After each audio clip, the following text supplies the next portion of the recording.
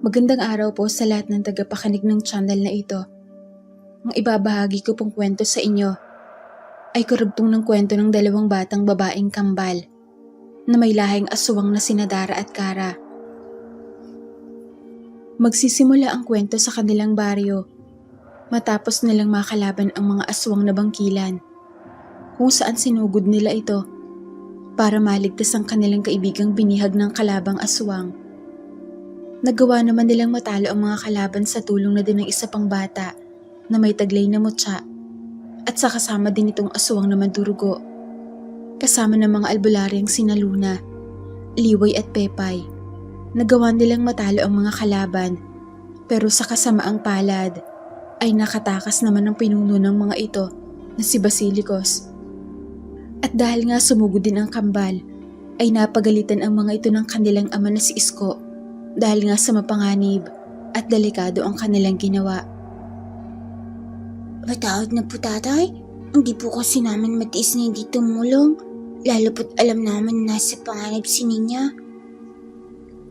Oo nga po tay, patawarin niyo na po kami, alam naman po namin na hindi niyo kami pababayaan at nandun naman po kayo ni Tia Luna eh. Oo nga, andun nga kami, pero alam niyong madaming kalaban doon. Hindi ba? Mabuti na lang at andun si Bulak dahil sa kanya humina ang mga bangkilan na yon. Kaya nga po humihingi kami ni Darren ng tawad sa inyo Tia Luna ni Tati Isko eh. Tama na yan. Sige na Luna. Isko, patawarin niyo na ang dalawang yan. Pero wag na kayong uulit ha. Apo nanay. Wala na ngang nagawa si Isko kundi patawarin ang mga anak nitong makukulit. At ang mahalaga ay ligtas naman ang mga ito.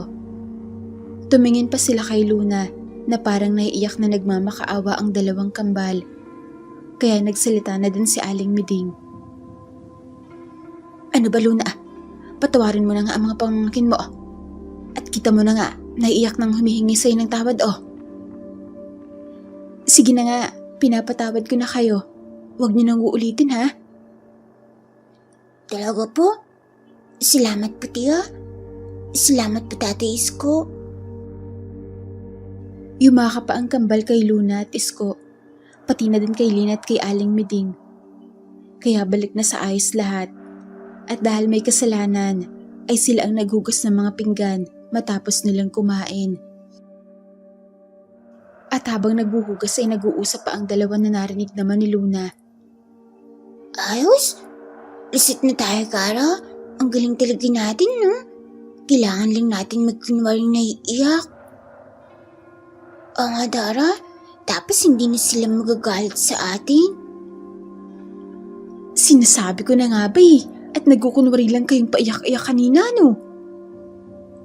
Tia Luna, kanina ka pa ba nandyan? Oo, at narinig ko ang pinag-uusapan nyo. Kaya alam ko talaga pag bait-baitin kayong dalawa Ala Tia, di ba ang sabi mo, hindi maganda nakikinig sa usapan ng iba? Bakit ka nakikinig sa usapan naman ni Darren ng palim?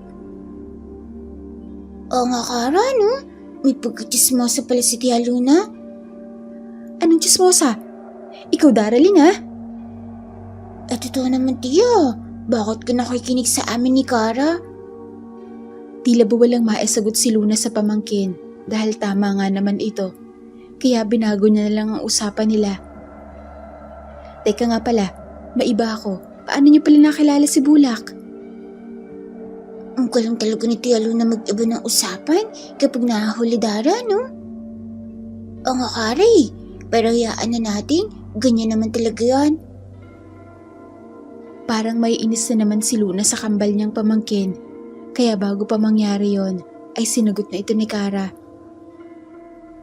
Nakita kasi namin si Bulak Tia na sinusundan namin ang amoy ng dumukot kina Ninya at nakita naman una si Ate Maria.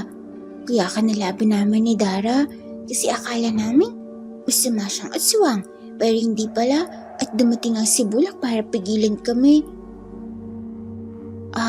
Ganun pala nangyari? O siya paano? Tapusin niyo na lang mga hugasin niyo. Parusan niyo yan at pagkatapos matulog na kayo. Tinapos na nga ng kambal ang mga hugasin at naglinis na ng katawan at pumunta na ng kwarto para matulog. Samantala, nag-usap naman sina Luna at Isko sa mga nangyari at ano ang kanilang gagawin. Dahil nga posible silang balikan ng kanilang kalaban. Nagwika si Isko na aalis na nga ito at sasabihin niya sa kanyang tiya ang nangyari para makagawa sila ng paraan. Sige Kuya Isko, at kakausapin ko din si Liwi at Pepay kung ano ang maganda naming gawin. Nagpahinga na sila at kinabukasan nga ay maagang nagising ang kambal at mas nauna pa silang nagising sa kanilang nanay Lina at Lola Miding at nagkakape na ang dalawa. Kaya nagulat pa si Aling Miding nang makita ang mga apo niya. Aba, mga apo, ang aga pa ah. 3:00 pa lang gising na kayo, nagkakape pa ah. Di ba dapat gatas ang iniinom niyo? Magandang umaga po si Lola namin maganda. Upo na po kayo Lola at titimplahan ko po kayo ng kape. Aba, ang bait talaga ng mga apo ko. Bakit gising na kayo? Hindi ba kayo natulog? Nakakatulog po Lola. Maaga lang po kaming nagising ni Dara para po pagsilbihan na namin kayo po. Hindi niyo naman dapat gawin yun mga apo. Dapat ay natutulog pa kayo. Ayos lang po yun Lola. Madami naman kaming oras ni Dari. Pwede po kaming matulog mamaya. Sa bagay, o siya ayan. Yan ang nanay niyo. Magandang umaga si nanay naming maganda. Upo na po kayo. Dara, ang kape ni nanay. Aba, ang aga niyong gumising na dalawa. Ano meron? Para daw mapagsilbihan nila tayo. Hay, nakakatawa talaga itong mga apo ko. Aba, nakakatuwa naman kayo. Hindi kaya bumabawi lang kayo sa amin at may kasalanan kayo? Hindi po nanay ha. Talagang maalam po namin kayo ni Lola. Sige na po nanay, magkape na po kayo ni Lola. Nagkape na nga sina Lina at Aling Miding at nang matapos na nila at paalis na isa ka naman nagising si Luna. O Luna, mabuti gising ka na. Ikaw na ang bahala dito. Aalis na kami ng ate mo. Opo, Nay. Sige po, ingat po kayo. Aba, ang aga nyo namang nagising na dalawa at nagkakape pa kayo. Patapos na nga po kami tiya eh. Ikaw kasi palaging huling gumigising. Napagod ako eh. Ipagtimpla nyo nga ako ng kape. Ikaw na? Uli ka kasi. Saka tapos na kami ni Kara. Matutulog na nga kami ulit eh. Tara na Kara. Sige, tara Dara. Ano? Teka sandali. Sino magliligpit nito mga tasa na pinagkapihan? Di ikaw po. Ikaw naman ang huli eh. Ano? Sandali. Daralyn? Karalyn? Hay, pumasok na sa kwarto ang mga bubwit. Ang bibilis, palibasa madilim pa. Mukhang naisa na naman ako ng mga yun at ako pang pinagligpit ng pinagkapehan nila. Wala nang nagawa si Luna kundi mapakamot na lamang ng ulo at iniligpit ang mga pinagkapehan ng mga makukulit niyang pamangkin. Pati na din kina Lina at Aling Miding. Lumipas nga ang oras at sumikat na ang araw. Dahil sa nangyari ay may nabuti muna ni Luna na magpahinga at hindi muna manggamot dahil sa kailangan niyang bigyan pansin ng kanilang mga nakalaban. Lalo pa at nakatakas ang pinuno ng mga ito. Kaya nakiusap muna ito sa mga tao na sa iba na muna magpagamot at magpapahinga muna ito. Naintindihan naman siya ng mga tao kaya wala na itong naging problema. Tinatanggap na lamang ni Luna ang mga malulubhang kaso kagaya ng sinasapian at kinukulam. Kailangan ko munang pagtuunan ng pansin ng kalabang bangkila na si Basilicos. Hindi malayong mangyari na balikan niya kami at hindi ako matatahimik kapag hindi ko siya napapatay. Natulala si Luna sa kanyang mga isipin kaya hindi niya namalayan na gising na ang kambal at lumapit na ito sa kanya. Ala Kara? Natutulala na si Tia Luna Mukhang malalim ang iniisip O nga Dara? Baka nababaliw na ang tiya natin Kawawa naman. Narinig ito ni Luna, kaya napasimangot na naman ito. Anong nababaliw? Kayo kanina pa kayo. Kunti na lang. Mabubukulan nga kayo sa akin. Biro lang, Tia Luna. Ikaw naman, galit ka kaagad. Ito pinagtimpla ka nga namin ng kape. Dara, ibigay mo na kay Tia. Ito, Tia Luna, huwag ka na kasing magalit. Pumapangat ka tuloy. Kayo kasi, madami na nga akong iniisip. Ang kukulit niyo pa. Tungkol ba yung sinakalaban natin, Tia? Gusto mo ba tulungan ka namin ni Dara? Hay nako, wag na. Baka lalo pang lumalay. Sige, Tia, ikaw ang bahala. Ito, mamiti ka na.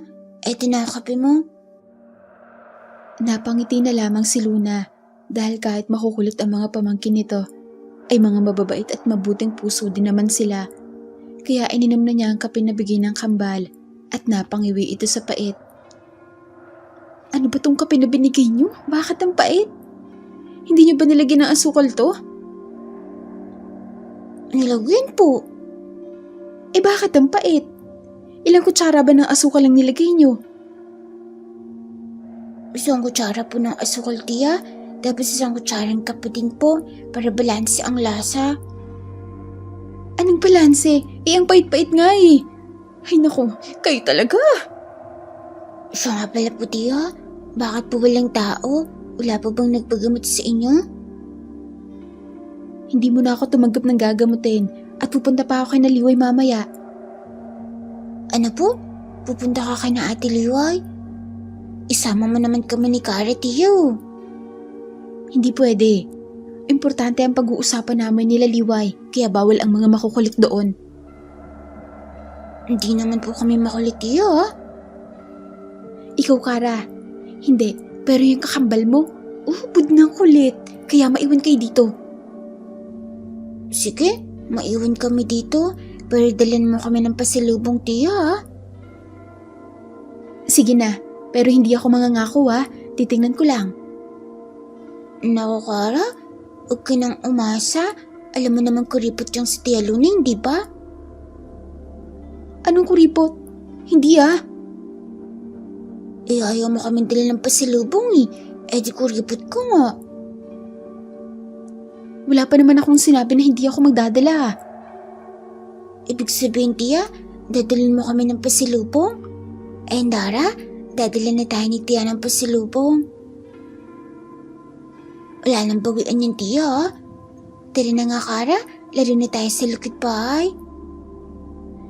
Teka, wala naman akong... Hindi na naituloy pa ni Luna ang sasabihin dahil tumakbo na ang dalawa paalis. Kaya napakamot na naman ito ng ulo dahil nagawa na naman itong maisahan ng dalawa.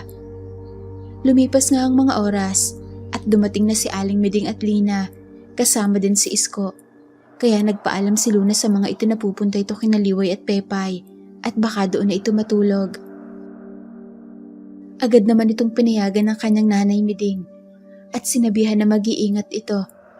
Kaya matapos makapagtanghalian ay nagpaalam na si Luna na aalis. At dahil nga sa tanghaling tapat, ay si Dara lang ang nakakalabas. Kaya hinatid pa niya ang kanyang Tia Luna hanggang sa labasan ng kanilang baryo. Nay, ate, alis na muna ako Kayo na muna ang bahala sa mga makukulit na to. Atid na ko, Tia Luna, hanggang sa labasan ng baryo natin. Wag na, ba't mo pa ako ihahatid? Alam ko na naman yun. Isama mo na. Parang ihahatid ka lang naman ng pamangkin mo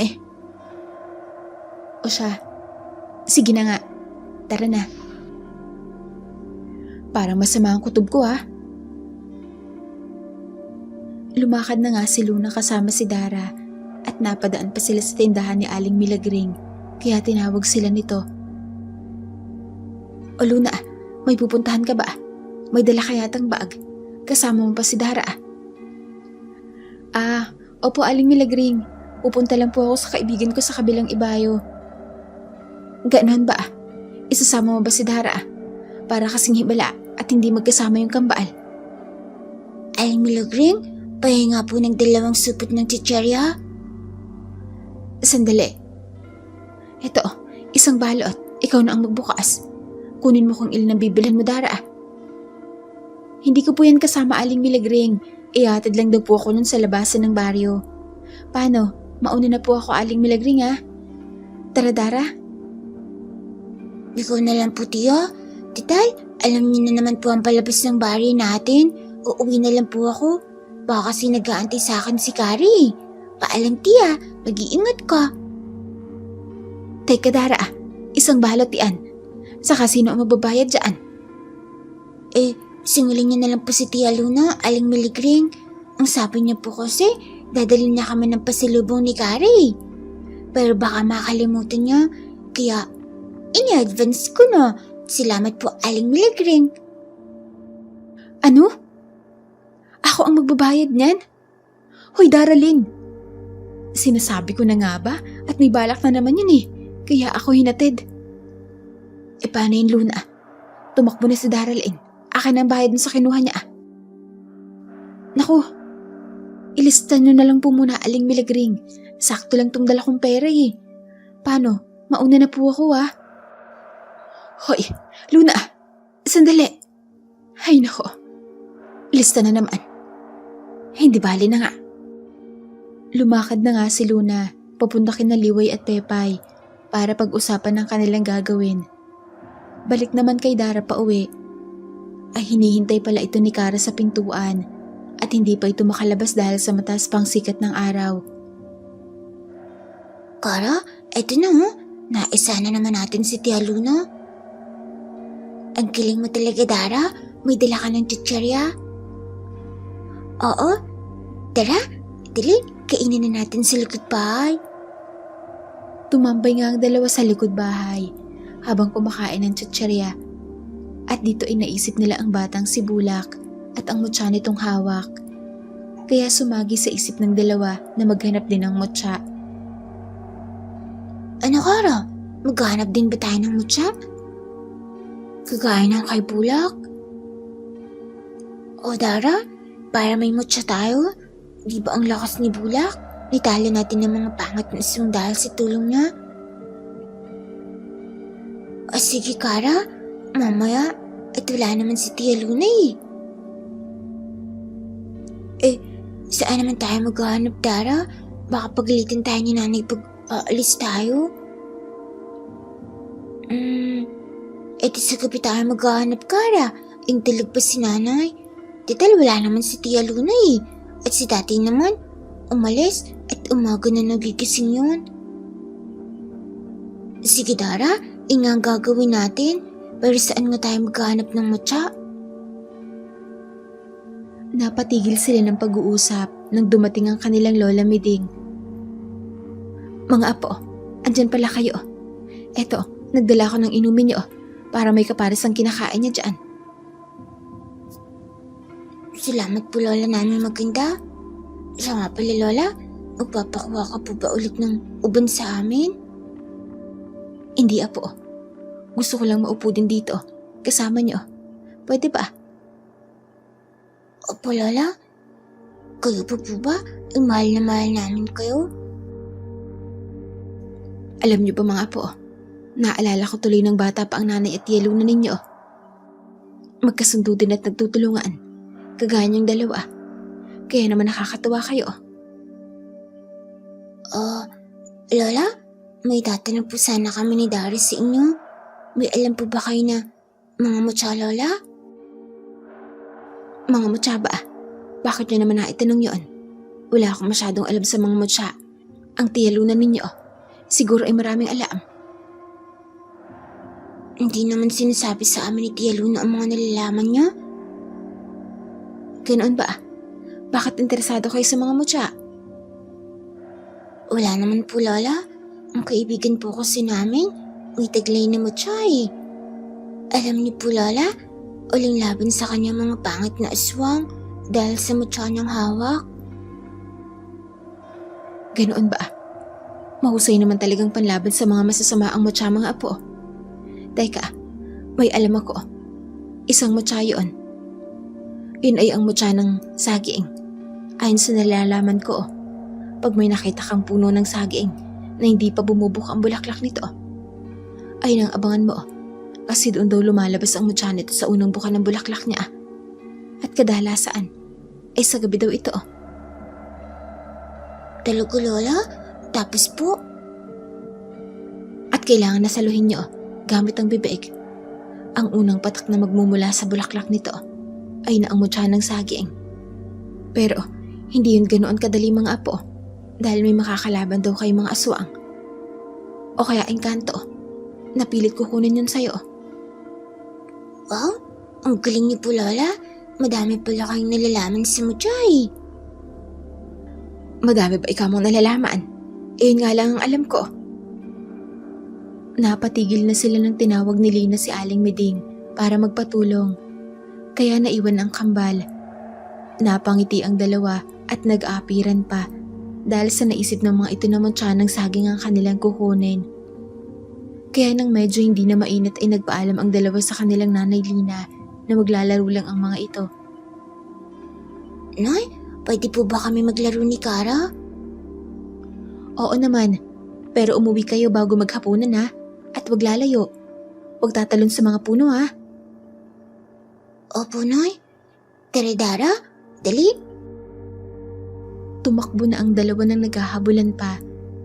Naisip nga ng dalawa na maghanap ng puno ng saging na may bulaklak. Dara, doon tayo sa may likod bahay nila Mang Teban. Nakita ko, madaming puno ng saging doon, di ba? Oo nga, Kara. Tara, doon tayo. Lumakad na nga ang dalawa at pumunta sa likod bahay ng isa nilang kababaryo. At dito nga ay nakita nila na madaming ang puno ng saging doon, pero wala pang mga bulaklak ang mga ito. Habang nagtitingin-tingin sila, ay nakita naman sila ni Mang Teban. At tinanong sila kung ano ang hinahanap nila at bakit sila nandoon. Magandang hapon po, Mang Teban. Tumitingin-tingin lang po kami ng mga saging niyo kung may mga bulaklak na po, Mang Teban. Nagwika naman si Mang Teban sa kanila na bakit naman umano sila naghahanap ng bulaklak ng saging. Wala po, kasi naghahanap kami ng mutya. Ang sabi po kasi ni Lola sa amin, may mutya daw po sa mga bagong buka na bulaklak ng saging. Parang wala naman po kayong saging na namumulaklak Mga bago po ata ang mga saging niyo, Mang Teban. Natawa naman si Mang Teban at sinabing hindi mga baog ang mga saging niya. Sadyang bata pa ang mga ito at kakakuha nga lang niya ng mga bunga nito nung nakaraan. Pero kung mutya o manaong hanap nila, ay hindi nila ito makakita sa mga tanim niya na saging. Dahil ang mga mutya ay madali lang makita. Kaya kung maghahanap ka umano ng mutya, ay dapat sa mga ligaw na saging sa mga kagubatan. Tiyak, may mahanap ka doon. Talaga po, Mang Teban? Meron sa gubat? Di namin makikita ang mga saging na may mutya? Sumagot naman si Mang Teban na oo umano, lalo pa sa lugar na liblib. Ang dami niyo palang alam sa mutya ng saging, Mang Teban. Pero bakit hindi po kayo kumuha noon? Tumawa naman ang matanda. Aanhin naman niya naman yon, matanda na siya. Saka hindi basta-basta nakukuha ang mga mutya at may makakalaban ka pang mga nakakatakot na nilalang na aagaw sa'yo nito. Pareho po kayo ng sinabi ni Lola, Mang Teban. Siguro nga, Dara, din tayo maghanap, no? Nagbika si Mang Teban na wag umano at delikado, kaya wag silang pupunta ng gubat. Baka maligaw sila. Mabuti pa ay umuwi na ang mga ito. At binigyan pa sila ng saging ni Mang Teban na hinog. Oh, salamat, Mang Teban. Tara na, Dara. Sige, Kara. Paalam po, Mang Teban. Lalakad na po kami. Lumakad na nga ang kambal at naisip na ituloy ang kanilang plano mamayang gabi at sa gubat na sila maghahanap ng mutya. Kaya umuwi na lamang ang dalawa sa kanilang bahay. Oh, tapos na kayo maglaro? Opo, Nay. Nagsawa na din kasi kami ni Dari. Kaya naisip namin na umuwi na lang at tumulong na lang sa inyo. Sige, tulungan niyo ako dito para maaga tayo makaluto ng ulam at makapaghapunan. Tumulong naman ang kambal sa kanilang nanay Lina. Samantala kay Luna naman ay nakarating na ito kina Liway. Luna, mabuti narito ka na. Nung isang araw ka pa namin inaantay ni Pepay. Bukas sana, kung hindi ka dumating, kami na ang pupunta sa inyo. Apa Luna, hindi mo kasama ang kambal na makukulit ah. Hindi Pepay, iniwan ko talaga sila. Alam niyo naman ang mga yon. Pag nalaman nila ang mga gagawin natin, baka makasala na naman sila. Kaya mas maiging wala silang alam. Siya nga pala, bakit Liway? May problema ba? Wala naman Luna, pero tungkol ito sa nakalaban natin ng mga bangkilan. May isang babaylan dito na nagpunta sa amin nila Pepay. Pinapatawag daw tayo sa tribo ng mga babaylan ng kanilang pinuno. Ano? Tribo ng mga babaylan? Meron ba nun? Ang akala ko, wala na ang mga babaylan ngayon Liway. Meron Luna, ang akala ko nga nung nakaraan ay wala din. Nang bigla naman may lumapit sa amin ni Pepay na isang babae at nagpakilala na mula siya sa tribo ng mga babaylan. Pinapatawag daw tayo ng pinuno nila. Talaga Liway? Pero paano niyo naman nasisiguro na babaylan ang pumunta sa inyo Liway? Nalaman niya ang tungkol sa paghasik ng lagim ng mga bangkilang aswang Luna. At ang sabi niya ay simula pa lamang yon. May mga makakalaban pa tayo na iba pa na mas malakas. Kaya nga pinapatawag tayo ng pinuno nila at hindi niya masabi ang buong detalye sa amin ni Pepay. Ang mabuti pa, puntahan na lang natin. Wala namang mawawala kung gagawin natin yun Luna. Kung ganon, sige Liway. Pepay, pupunta tayo sa tribo ng mga babaylan. Nag-usap pa sina Liway at Pepay, pati na din si Luna ng mga detalye at doon na nga natulog si Luna sa kanila. Samantala kay Isko naman ay nagpatawag ng pulong ang kanyang tiya Lucia bilang pinuno ng mga gabunan. Dumalo ang iba pang uri ng mga aswang na namumuhay ng payapa. Nagwika si Lucia na isang balakid sa kapayapaan o mano ng mga aswang. Ang ginawang yun ng pinuno ng bangkila na si Basilicos. At hindi lang yon, ginawa pa niyang alipin ang ibang mga aswang na mas mahina sa kanya.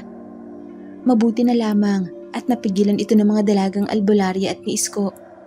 Pero nakakapagtaka si Basilicos, kaya kung may alam umano ang mga ito kung nasaan ito ay sabihin sa kanila. Nang bigla namang may nagsalita. 3 albularya at kasama pa si Isko nang sumugod sila sa lungga ng mga bangkilan. Ngunit nagawa pa rin matakasan sila. Humina na ata si Isko, simula na mag-asawa ito ng tao. Magdalena, narito ka rin pala.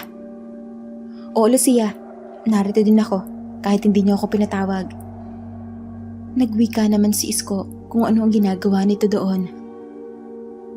Bakit Isko? Hindi na ba pwedeng dumalo ang dati mong nobya? Nagwika si Isko na kung wala itong maitutulong ay tumahimik na lamang ito at seryoso ang kanilang pinag-uusapan dahil kapakanan ito ng mga aswang na nais lamang mamuhay ng payapa kasama ng mga tao. At ngayon ay nagsisimula na namang magulo ang kapayapaang yon dahil sa ginawa ni Basilicos. Huwag kang mag-alala, tutulong ako sa inyo. Para saan pang dati tayo magkasama sa laban, hindi ba Isko? Hinawakan pa nito si Isko sa pisngi, kaya umiling na lamang si Isko at nagpatuloy na lamang sa pagsasalita at pagkukumbinsi sa mga kalahay nito at sa iba pang aswang na magtulungan para sa kapayapaan nila pareho. At sabihin sa kanya kapag may nalalaman silang impormasyon tungkol kay Basilicos. Samantala sa kambal naman ay naghapunan na nga sila at wala na naman ang kanilang tatay Isko. Nanay, hindi pa ulit uuwi si Tatay Isko? Hindi ko alam anak, bigla lang naman yung sumusulpot. Baka pumunta na naman siya kay Lola Lucia at pinag-uusapan ng tungkol sa nakalaban natin mga pangat na aswang? Oo nga Kara, baka nga. Sayang, nakatakas pa yung pinuno nila no? Kaya mag-iingat kayo, baka balikan kayo ng kalaban ng tatay ninyo. Wala pa naman ang tiya Luna ninyo dito at ang tatay Isko nyo. Kaya naman namin silang labanan, nanay. Kayang-kaya naman ni Dara yun. Basta gabi lang. At kapag araw kasi, mahina ako eh. Hay nako, ipaubayan nyo na nga sa tiya Luna ninyo at sa tatay Isko ninyo ang paglaban sa mga masasamang aswang at matulog na kayo. Sige po. Tara na, Dara. Good night, nanay. Good night, Lola. Humalik na ang kambal sa kanilang nanay Lina at Lola Miding at pumasok na ng kanilang kwarto. Nay, nag-aalala ako para kay Isko at kay Luna. Mukhang malakas ang naging kalaban nila. Oo nga, Lina. Ngayon ko lang nakita ang naging balisa si Luna na parang may iniisip at hindi mapakali eh. Oo nga po, maging si Isko na dati ay naaayos niya kaagad ang tungkol sa mga aswang na namiminsala, pero ngayon ay hindi na. Magtiwala lamang tayo sa kanila, Lina, lalo na sa kapatid mo at sa mga kaibigan niya. Tayo na, matulog na tayo. Natulog na nga sila Aling Miding at Lina at yun ang hinihintay ng kambal para lumabas ng bahay. Dali, Kara. Dilig na si nanay at lola. Sa bintana na tayo tumaan. Sige, tara na. Lumakad na nga ang dalawa at dahil gabi ay mabilis ang kilos ng mga ito at pumunta na ng kagubatan para maghanap ng mga puno ng saging na may bulaklak, pero wala silang mahanap. Wala naman mga puno ng saging sa lugar na Dara. Oo nga, Kara. Mabuti pa, din tayo sa kabilang bundok. Malayo na yung Dara, baka hindi tayo kaagad makabalik. Hindi, Kara. Mabilis lang yun. Nakarating nga agad tayo dito sa bundok ko. Kaya dali na. Sige na nga. Tara na. Mabilis na palundag-lundag ang dalawa sa mga puno papunta sa kabilang bundok at dahil naging abala sa paghanap ng mga puno ng saging ay hindi nila namalayan na napalayo na sila hanggang sa may nakita nga silang kumpol ng mga puno ng saging malapit sa isang baryo. Kaya doon na lamang sila tumigil. Eto, Kara, oh. Madaming puno ng saging. Maghanap na tayo ng may bulaklak. Hindi naman talaga na saging eh. Kagaya ng sabi ng Mang Teban. Kahit na, malayo naman to sa bahay. Doon, oh. Kaya dali na, maghanap na tayo ng bulaklak. Yung unang makakita, sa kanya yung matya, ha? Oo, sige pa. Naghanap na ang dalawa ng mga saging na may bulaklak na hindi pa namumukadkad. Pero bigo ang mga ito dahil nakabuka na halos lahat ng mga bulaklak na mga saging at ang iba ay may mga bunga pa. Wala, Dara. Puri na ata may bunga ang mga saging dito. Lipat tayo sa iba. Lumakad na nga ang dalawa at patalon-talon pa sa sagingan nang biglang may napansin at nakita si Kara. Dahil kahit madilim, ay malinaw nilang nakikita ang paligid. Dara, sandali. Bakit, Kara? May nakita ka bang saging na may bulaklak? Hindi, Dara. Ayan, oh. Tingnan mo. Itinuro ni Kara kay Dara ang nakita at isa itong kalahating katawan ng manananggal na nakatago sa sagingan. At dahil bago sa kanila ang ganitong uri ng aswang, ay hindi nila alam na ito ay kalahating katawan ng manananggal at ang akala lamang nila ay pinatay ito at hinati ang katawan at iniwan sa sagingan. Kaya agad nila itong nilapitan. Kalahating katawan to, Kara. Kawawa naman. Nabiktima siguro ito ng aswang, no? Tapos iniwan lang dito ang kalahating katawan niya. Oo nga, Dara. Nagulat ang dalawa at napaatras pa nang gumalaw ang katawan. Ala, buhay pa, Dara, oh. Oo nga, Kara. Ano gagawin natin dyan? Mukhang di matahimik ang may-ari niyang. Kara, minumulto tayo. Mabuti pa, Dara. Ilibing na lang natin ang kalahating katawan na to. Sige, Kara. Naghukay nga ang dalawa at dahil nagagawa na nila kahit papaano na makontrol ang kanilang pagiging aswang, ay pinahaba ng dalawa ang mga kuko nila at naghukay hanggang sa sapat na ang lalim ng ginawa nila. Pinagtulungan pa nilang buhatin ang kalahating katawan ng manananggal at pumalag-palag pa nga ito sa kanila. Huwag ka nang pumalaw. Ililibing ka na namin para matahimik ka na, para hindi ka na nagmumulto sa sagingan. Inilibing na nga nila ito at nilagyan pa ng mga bato bago tabunan ng lupa. At pagkatapos ay nag-apiran pa sila. Ayun, naalibing na natin siya, Kara. Oo nga, Dara. Pero tingnan mo, ang dumi na natin. Tsak, pagagalitin tayo ni nanay pag nalaman na lumabas tayo ng bahay. Kaya tara na, umuwi na tayo para makapaglinis. Sige, Kara. Tayo na. Tumakbo na ang dalawa pa uwi at pagdating ng bahay ay agad silang naglinis ng katawan at agad na natulog na. Samantala sa sagingan ay dumating na ang may-ari ng kalahating katawan at nagwawala ito dahil sa hindi nito mahanap ang kanyang katawan na itinago nito sa sagingan. Inabutan na lamang ito ng umaga sa kakahanap ng katawan nito kaya nasunog ito dahil hindi na ito nakabalik sa kanyang katawan na inilibing ng kambal.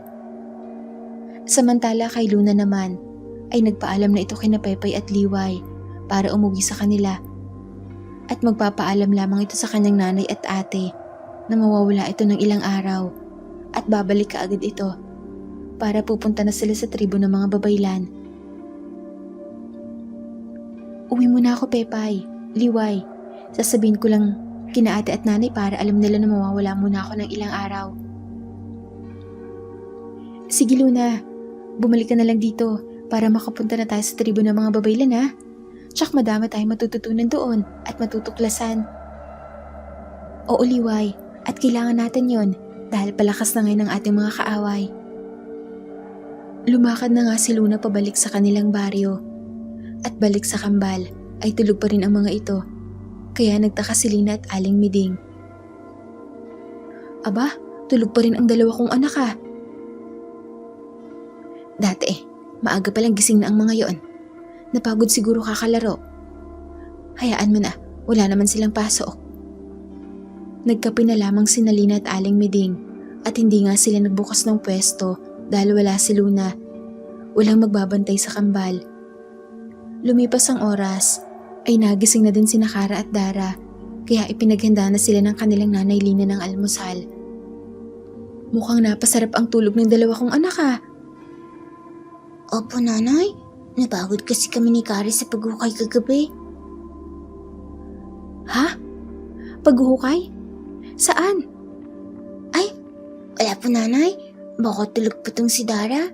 Baka sa panaginip niya naghuhukay siya. Ay nako, akala ko lumabas pa kayo kagabi. Sige na, kumain na kayo. Wala bang kape, nay?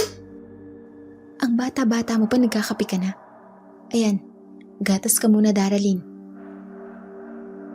Ipangot ng lasa ng gatas, nanay. Ay nako, sandali nga't ipagtitimpla kita. Nagtimpla na nga ng kape si Lina para kay Dara, samantala kay Luna naman inapadan ito sa nagkukumpulan ng mga tao. At narinig nito na may natagpuan daw na manananggal sa may sagingan na patay na dahil inabutan ng sikat ng araw at hindi na nakabalik sa katawan niya at hindi daw nakita. Napawika na lamang si Luna na tanga naman umano ng manananggal na yun. At hindi na nakabalik sa katawan niya, mukhang hindi niya alam kung saan niya ito itinago.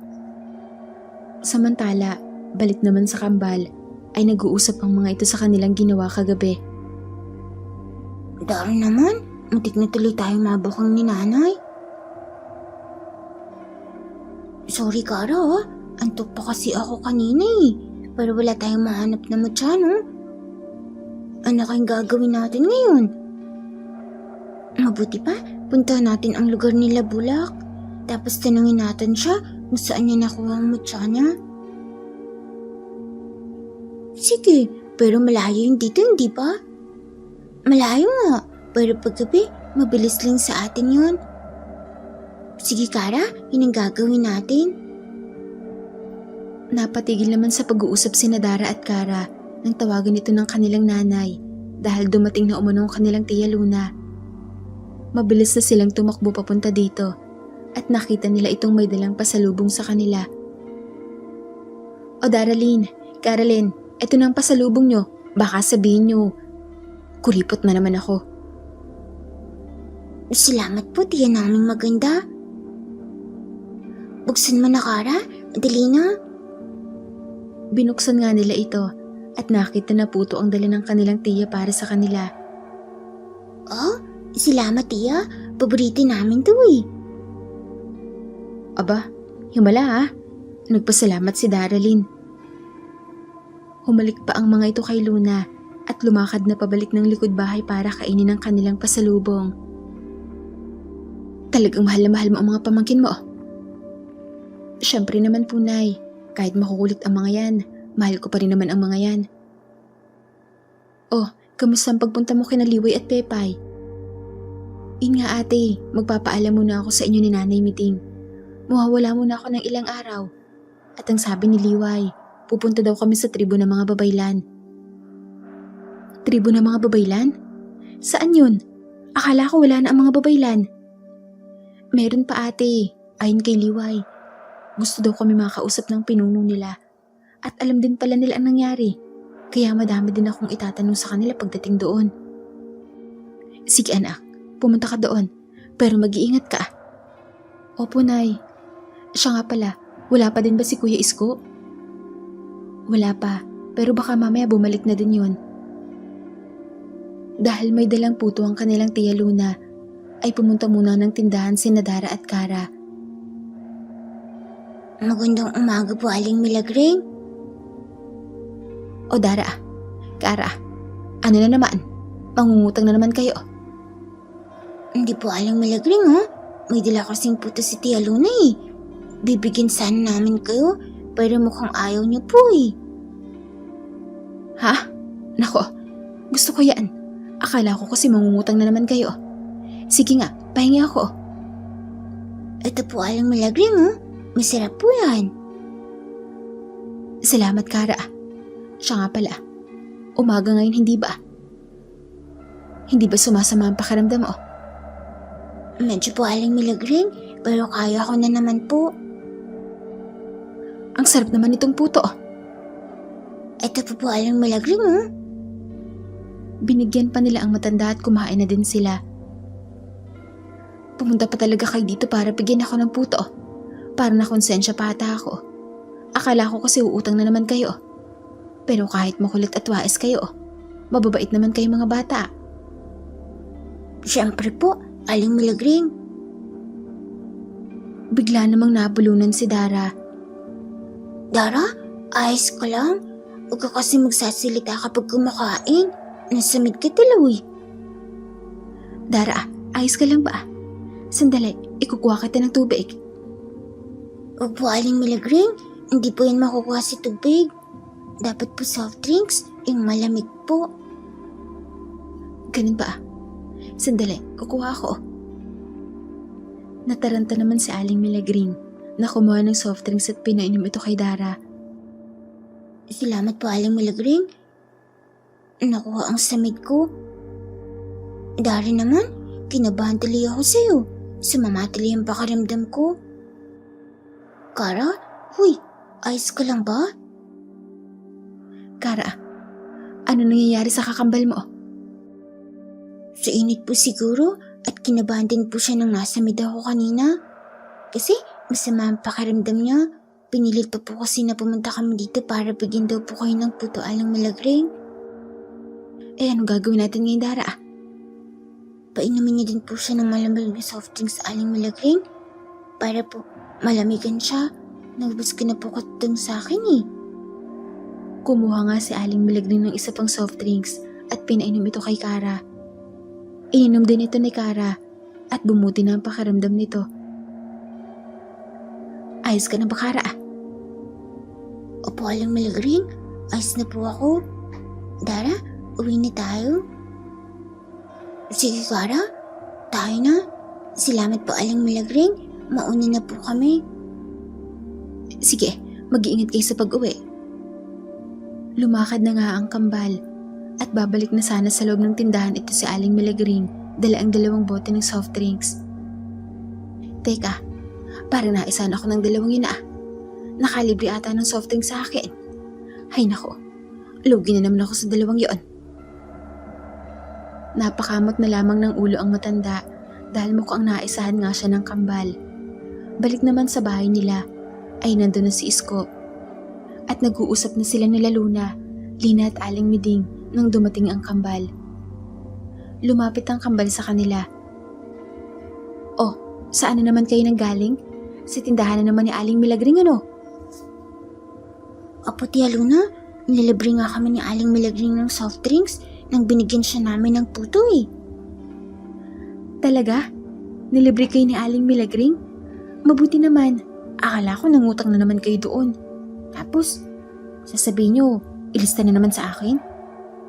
Teka tatay, parang amoy babae ka. Sumingot-singot pa si Kara sa kanyang tatay Isko at ganun din ang ginawa ni Dara. O nga tay, amoy pagabango ka ng babae. Tumaas naman ang kilay ni Lina na nakatingin sa asawa dahil hindi nito pwedeng itanggi. Dahil nga matalas ang pang-amoy ng kambal kaya wala itong lusot.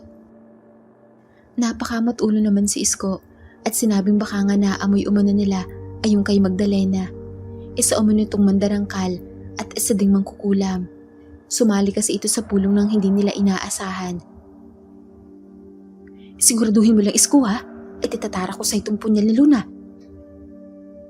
"Ate naman, huminahon ka nga."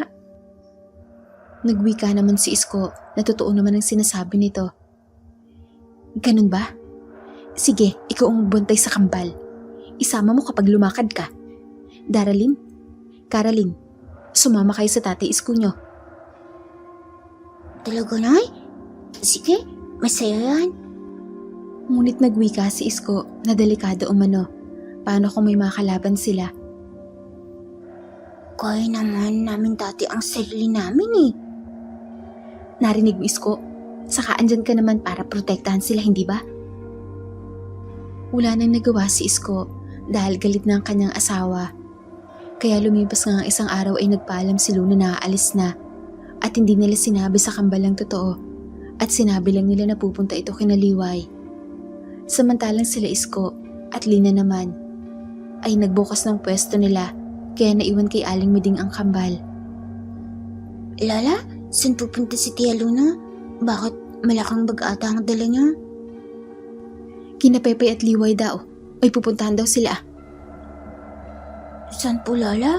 Ang dahay naman ni Tia Luna. Hindi tayo sinama Kara, no? Hindi ko alam. Pero huwag na kayo magtampo sa Tia Luna ninyo. Alam niyo naman na sinasama naman kayo nun palagi, hindi ba? Pag nagkataon nga siguro na importante lang ang pupuntahan nila. Talagang hindi kayo isasama noon. Nag-aaway po ba sina nanay at tatay, Lola? Hindi ko alam. Pero normal lang yung mga apo. Magbabati din ang nanay at tatay niyo. Mabuti pa. Maglaro na lang kayo dito. May gagawin lang ako. Lumakad na nga si Aling Miding at naiwan ng kambal.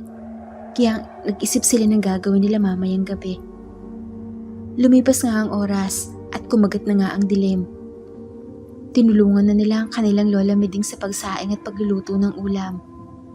At pagdating nila Isko at Lina, ay bati na ang dalawa kaya masaya na silang naghapunan. Pumasok na nga sa kanilang kwarto ang kambal upang matulog. At lumipas ang ilang oras ay nagulat sina Isko at Lina nang may tumatawag sa kanilang labas ng bahay. At alam ni Isko na hindi ito tao, kundi isa ding aswang na gabunan kaya lumabas ito. Tinanong niya kung ano ang kailangan nito. Sinabi ng aswang na nasa panganib umano ang kanyang tiya Lucia dahil nalason umano ito. Nabigla naman si Isko at sinabi maghintay umano ito sandali. Sinabi ni Isko kay Lina ang nangyari kaya pinayagan siya nito na umalis. Sige na Isko, mag-ingat ka. Lumakad na nga sila tinakbo ng mabilis ang sinasabing lugar nang sumundo sa kanyang aswang. At nang makarating nga sila sa lugar, ay nakita niya ang kanyang tiya Lucia na nakahiga. Kaya tinanong niya kung ano ang nangyari. Sinabi naman ng kanyang tiya na mag-iingat umano ito at may traitor sa kanila. May naglagay ng lason sa kanilang inumin, kaya nalason ng iba nilang kasama at namatay. Mabuti na lamang at nakainom kaagad ito ng pangontra, kaya hindi ito napano. Pero nangihina pa rin ito.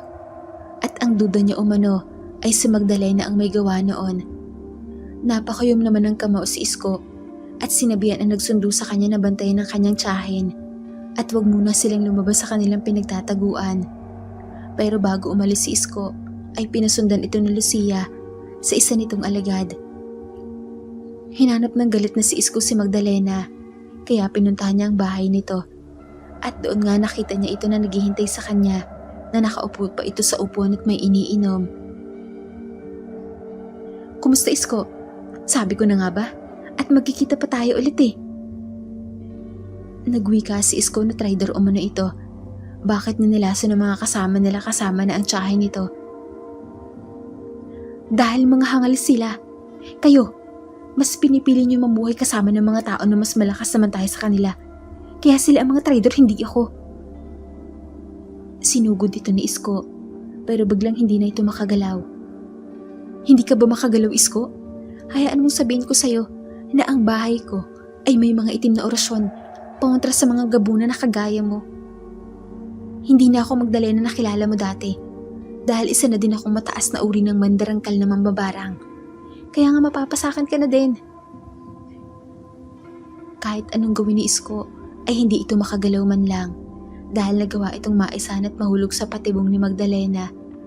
Nakita naman ng alagad ni Lucia ang nangyari kaya agad itong bumalik at sinabi ang nangyari.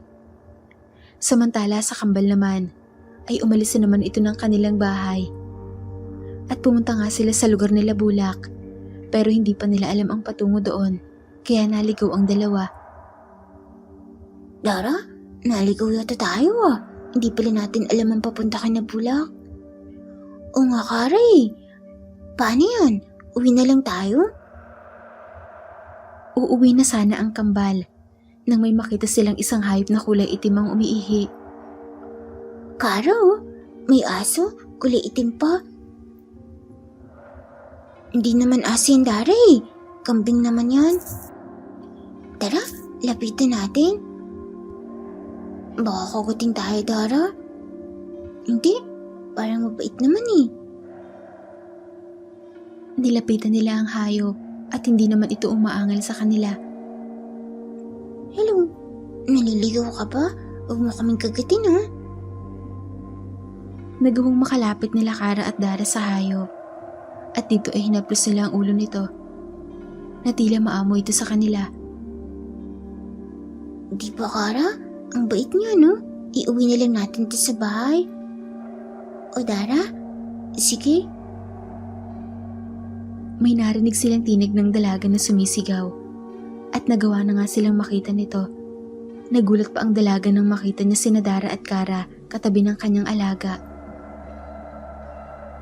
Mga bata, anong ginagawa niyo dito sa gubat? Nililigaw ba kayo? Hindi oh. Baka ikaw po ang naliligaw.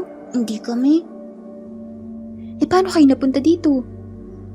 Bakit ka naman namin sasagutin? Sino ka ba? Piloso pong bata to ah.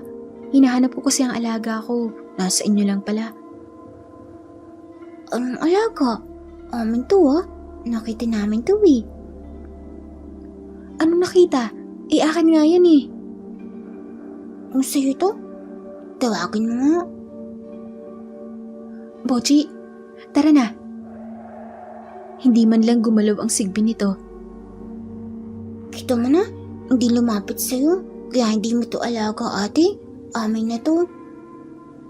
Ang kulit ng batang to ah. Hindi niyo ba alam na sigbin yan? Ano naman kung sigbin to? Basta amin na to. May dumating pang isang dalaga na nakasakay pa sa isang puting sigbin. Andito ka lang pala Ana. Bakit hindi ka nakasunod? Nawala kayo ni Bochi, kaya bumalik kami. Sino ba tong mga batang to? Umihi lang kasi ako, Gwendolyn. Tapos pagbalik ko wala na tong si Bochi, kaya hinanap ko. At ayan, nakita ko kasama ng dalawang tiyanak na to. Anong tiyanak? Ikaw nga mukhang tiyanak dito eh. Aba, lokong bata to ah. Tama na Ana. Teka mga bata, bakit kayo narito? Sinong kasama nyo? Kami lang po ng kakambal ko ate. Gwendolyn. Gwendolyn ang pangalan ko. At eto naman si Ana. Kayo, Anong pangalan niyo? Bakit kayo naririto? Ako po si Kara, ate. At ito naman po si Dara. Naghahanap po kasi kami ng mga mutya. Ate Gwendolyn eh. Naalala nila Gwendolyn at Ana ang mga sarili nila sa kambal. At dito dinaramdaman ni Gwendolyn na hindi sila pangkaraniwang mga tao. Mga aswang pala kayo, Dara, no? Ano? Mga aswang ang mga yan? Sinasabi ko na nga ba eh. Parang mababait kami, ate. Kalaban nga namin ng mga pangat na aswang eh. Kaya nga kailangan namin ng mga mutya para may magamit kaming panlaban. Ganun ba? Ana, akin na ang mutya ng tubig mo. Bakit? Anong gagawin mo? Basta akin na. Oh, eto Gwendolyn. Dara, tama. Pwede bang ibalik mo na sa amin ang sigbin ng kaibigan ko? Eto oh, pangtubos dyan sa sigbin mo. Eto ang mutya ng tubig, kapalit ng sigbin. Ayos ba? Teka, Gwendolyn. Sige, ate. Wala nang bawian, ha? Sige na. Pinapalaya na kita, kaibigan. Anong pinapalaya? Akin naman ang sigbin na yan ah. Eto Kara ang mutya ng apoy. Sa'yo na. Gamitin mo para proteksyon ng mga mahal mo sa buhay. Oh, salamat po, ate Gwendolyn. Dara, may mga mutya na tayo. Teka lang, bakit sa'yo? Apoy, Kara? Sa akin tubig? Parang lugi yata ako ah. Pali tayo? Pangat nito eh. Pananlaat pa ng mutya, ibinigay na nga lang sa'yo yan eh. Paano mga bata? Umuwi na kayo. Baka hinahanap na kayo ng mga magulang nyo. Salamat po, ate Gwendolyn. Ate Ana, tara na Dara, uwi na tayo. Umuwi na nga ang kambal, palundag-lundag. Matapos yun ay umuwi na nga ang kambal at palundag-lundag sa mga malalaking puno. Teka Gwendolyn, bakit mo ibinigay ang mutya natin sa dalawang bubot na yun? Hindi mo ba nahalata, Ana? Parang tayo lang din sila nung bata tayo. At narinig mo ba ang sabi ni Ate Maria? Hindi ba may bagong kadiliman ang nagbabadya? At may mga bagong bata ng liwanag ang magpapakita? Tapos ang atin, Ana. Kaya mga bagong henerasyon naman ng mga bata ng liwanag ang pupuksa sa nagbabadyang kadiliman. Kung sila Dara at Kara ang humalili sa atin, sino naman ang isa Gwendolyn? Bahala na si Flor doon, Ana. Paano? Uwi na tayo? Balik naman sa kambal ay nakauwi na sila ng bahay. At dahan-dahan pa sana silang papasok ng kwarto nang biglang bumukas ang ilaw at nakapamaywang ang kanilang nanay Lina na nakatingin sa kanila. At saan na naman kayo nanggaling na dalawa? Patay? Kara, nabiting tayo ni nanay. Magsasalita pa sana ang kambal nang biglang may lumagabog sa kanilang bubungan. Kaya napalabas sila ng bahay at nakita na may nahulog dito at ito yung kanilang Lola Lucia. Tia Lucia? Nay, tulong! Ipasok natin si Tia Lucia sa loob. Huwag na Lina ang kapatid mo si Luna Kailangan ko ang tulong niya. Si Isko, ang asawa mo, nasa panganib. Ano? Ano pong nangyari kay Isko? Bihag siya ng mandarangkal, kaya kailangan namin ng tulong ng albularing si Luna. Ha? Wala pa naman si Luna dito. Anong gagawin natin? Nagulat sila nang biglang tumakbo ang kambal. Dara? Kara, saan kayo pupunta? Ililigtas po namin si tatay, Nay. Wala nang nagawa si Lina kundi mapaluhod dahil nakaalis na ng mabilis sa mga anak nito. Wala pa si Luna, kaya naisip na lamang ni Aling Meding na kunin ang mga pangontrang gawa ni Luna at sundan ang kambal.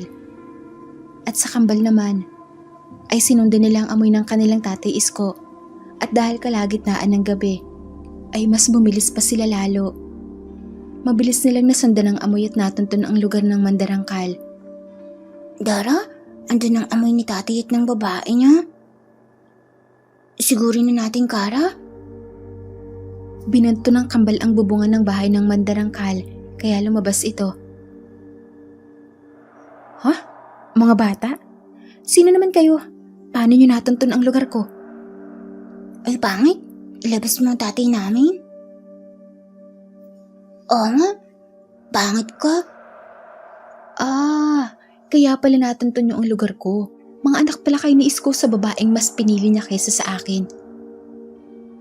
Siyempre, kasi ang pangit mo eh. Kaya iniwan ka ng tatay namin. Ulang-wala ka sa nanay namin na pagkaganda-ganda. Oo nga, hindi ka lang pangit. Mabaho ka pa. Galit na galit naman si Magdalena, kaya nagbago ito ng anyo at sinugod ang dalawang bata. Pero dahil sa loob ng bahay lamang nito gumagana ang orasyon niya, ay wala itong magawa kina Dara at Kara dahil sa maliliksi ang mga ito at mabibilis, kaya nasusugatan at sinasabunutan pa siya ng mga ito. Mga ago kang pangit ka ha? Kara, kalbuhin natin siya. O Dara? Pinutol ng dalawa ang buhok ng mandarangkal na si Magdalena at pinalibag nila ito. Ano ka ngayon? Ang mga peste kayo, magbabayad kayo sa akin. Tumakbo ito sa loob ng bahay at sinundan naman ito ng kambal. Kaya nahulog din sila sa patibong ni Magdalena at kagaya kay Isko, hindi din sila makagalaw. Tay? Teka Kara, bakit hindi tayo makagalaw? Ewan Dara, Tatay Isko, mabuti po ayos lang kayo. Mga peste kayo, ngayon humanda kayo sa akin. Nagwika si Isko. Nalubayan umano ni Magdalena ang mga anak niya at susundin niya ang gusto nito. Ano? Lubayan? Hindi ko mapapatawad ang mga to sa pagputol ng mga buhok ko. Ibagay naman sa'yo, mas lalo kang pumangit. Oo nga, pangit ka na. Mas lalo pa ngayon. Sige lang, at mamaya iiyak kayo sa gagawin ko sa inyo. Hindi kami natatakot sa'yo. Tingnan natin kung hanggang saan ang tapang nyo ngayong hindi kayo makagalaw sa kinatatayuan nyo. Kara, mas malakas ka sa akin, di ba? Pilitin mo makagalaw. Kung hindi, lagot tayo sa pangit nito. O Dara, sandali. Wala ding silbi yan. Si Isko nga na pinakamalakas na gabunan hindi makagalaw, kayo pa kaya? Huwag mo kaming maliitin. Nakita ni Magdalena ang pagbabago ng anyo ni Kara at Dara sa pagiging gabunan, na nagkaroon ng mga balahibo at humaba ang mga nguso. Nakita niya din ang pagliwanag ng mga suot nilang kwintas, kulay pula at asul. At nakita ni Magdalena na nakakagalaw na ang mga ito. Hindi, imposible, papanong? Nagpakawala ito ng isa pang orasyon. Ngunit biglang may lumitaw na apoy na nagpuprotekta sa dalawang bata. At tinupok ang mga orasyon at dasal niya sa loob ng bahay. Kaya nakagalaw na din maging si Isko. Hindi, paano kayo nagkaroon ng mga mutya? Lalo pang lumakas ang apoy at nasunog ang buong bahay. Kara, tama na. Huwag mong sobrahan, pati si tatay, masisunog. Patawa Dara, hindi ko pa makontrol eh. Dahil sa paglaki ng apoy ay nagawang masunog si Magdalena at lahat ng gamit nito nakahinaan ng mandarangkal kaya napatay nila ito. At dahil sa kumalat na ang apoy ay nasunog na din ang buong bahay. Nagiba ito. Mabilis namang nilundagan ni Isko ang kanyang mga anak para protektahan sa nawasak na bahay. Sakto naman ang pagdating na Nalina, Aling Miding at Lucia at nakitang nasusunog na bahay. Hindi! Mga anak! Dara! Kara! Nakita nila ang isang kulay asul na liwanag na humawi sa apoy at pumuprotekta kina Isko, Kara at Dara. Nagmumula ito sa kwintas ni Dara na mutya ng tubig. Kaya ligtas ang tatlo na nakaalis sa gumuhong bahay ng mandarangkal. Kaya agad silang sinalubong ni Lina at niyakap. Ang galing naman ni Kara, nanay. Nitala naman ng babae ni tatay. Oo nga. Nanay, naiganti ka namin sa pangaakat na kay tatay. Napaiyak naman na niyakap nila Lina at Isko ang kambal na ngayon ay may taglay ng mutya ng apoy at mutya ng tubig. Dito ko na muna po tatapusin ang kwento ng kambal na gabunan. Sana po ay nagustuhan nyo. Hanggang sa muli at magandang araw pong muli sa lahat.